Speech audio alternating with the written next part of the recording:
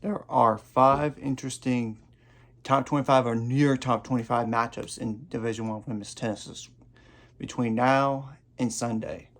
And I'll go through them all in the match calculus. Granted, there's multiple pathways to 4 points with and without doubles point.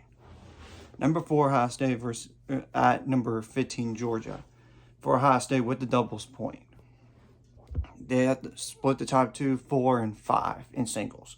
But without it, it's split the top 2, 4, 5, and 6. But for Georgia with the doubles point, they need to split the top 2, 3, and 6. Without the doubles point, though, Georgia would have to split the top 2, 3, 5, and 6. Now, number 6, Texas at number 20, Iowa State.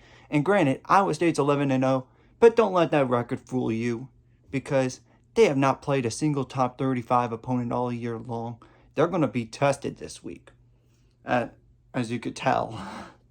For Texas with the doubles point, which they have struggled this year, but they need to win at 1, split 2 and 3 singles, and number 6. Without the doubles point for Texas, it would be 1, split it 2 and 3, and 5 and 6. Now for Iowa State, they would, with the doubles point, they would have to split 2 and 3 singles, because I don't see a way that Iowa State's going to be Payne Stearns at 1 for Texas.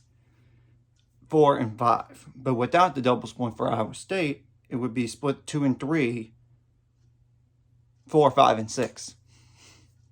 Which is good luck trying to do that against Texas. But number 26, Baylor at number 20, Iowa State. Baylor's right on the cusp on being a top 25 team.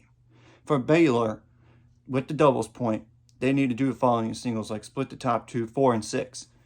Though they have a lot of ways to do it now, especially with an impressive weekend last weekend. For Baylor, without the doubles point, split the top 2, 4, 5, and 6, which I think that is possible for Baylor to do. And really, it's a lot of different ways.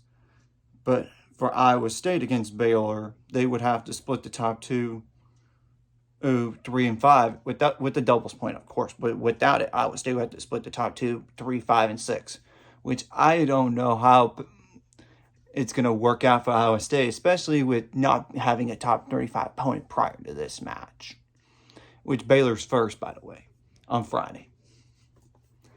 And Iowa State would have played NC State early on in the year in ITA kickoff weekend, but they had to pull out because of the winter storm. So they have not played a single top 35 opponent until up to date, which, if you look at their schedule, you'll know why. Now, number 20, USC at number 8, Pepperdine, for Pepperdine with the doubles point. They had to split the top 2, 5, and 6. Without the doubles point, Pepperdine needs to split the top 2, 3, 5, and 6. But for USC with the doubles point, split the top 2, 3, and 4. Without the doubles point, USC would have to split the top 2, 3, 4, and 5, which that's pretty much relying on your top 4. And that's not a good recipe sometimes to winning, but that might be the only way. I don't know. For number 10, Miami, Florida, at number 11, Virginia. With the doubles point for Miami, Florida, they have to split the top 2, 3, and 6 in singles, but without the doubles point, though, Miami would have to split the top 2, 3, 4, and 6.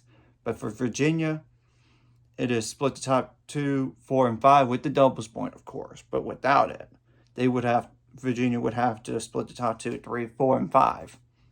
Granted, there's multiple pathways to 4 points, like I said.